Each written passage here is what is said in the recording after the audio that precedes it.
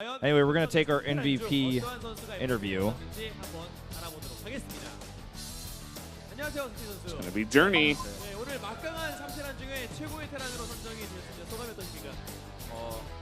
How do you feel after becoming the MVP today? All of our team did very well today, so I'm happy that I was able to get the MVP out of these great players.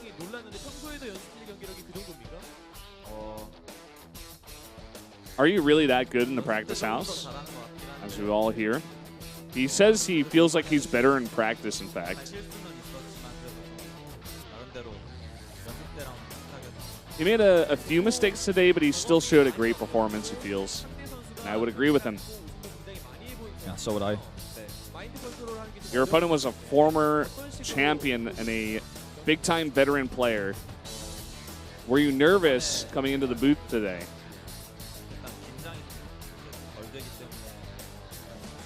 As I mentioned in my last interview, he feels like he gets less nervous now as he gets more experience in the booth, and he feels very confident in the mirror matchup of TBT these days.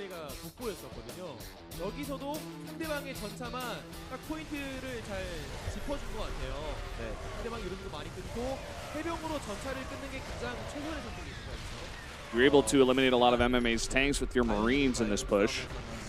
Was that your focus in this battle?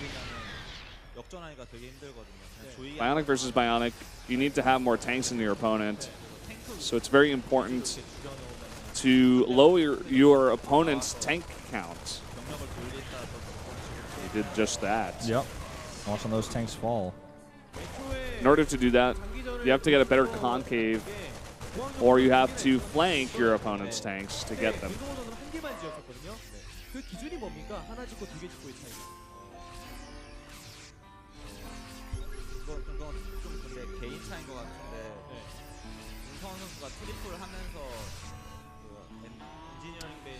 So they're talking about making one engineering bay versus two. Like, why would you do one versus two? He says it's personal preference. We talked about this a lot in that game, actually, about how it was greedier to do the two, but it actually gave him a huge advantage.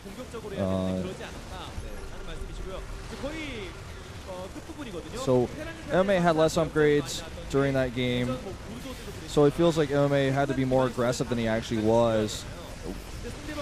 And it actually gave him too much. He gave him too much time to build an army to have those upgrades with, which is what we were talking about when we were commentating that game. And so we're going to talk about this moment here.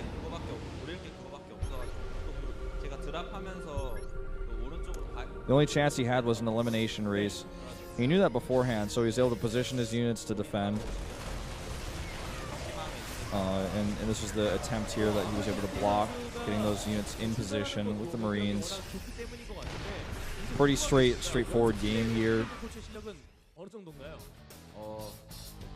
So, asking about Coach Stork, who actually recently got into Code. He helps in practice. He's good enough to help us practice, so definitely good, but not good enough yet to come out in Pro League. See what happens with him in Code. Maybe that changed their minds.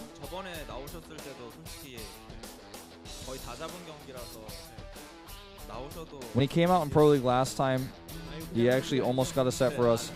So if he practices more, I think he can get some wins.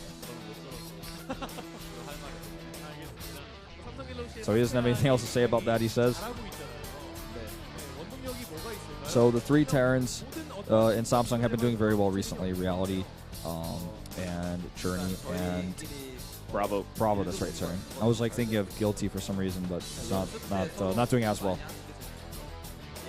Talking with each other a lot about Terran builds. We're very good friends. We communicate a lot, and that helps us a lot to improve.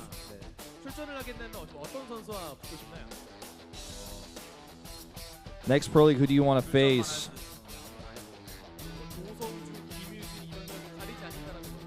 If I come out, no matter what, I'm okay facing anyone. The match is going to be versus Jin Air Green Wings next week. Big match. Yep. Scary place for Samsung, in fact. Any comments to the fans?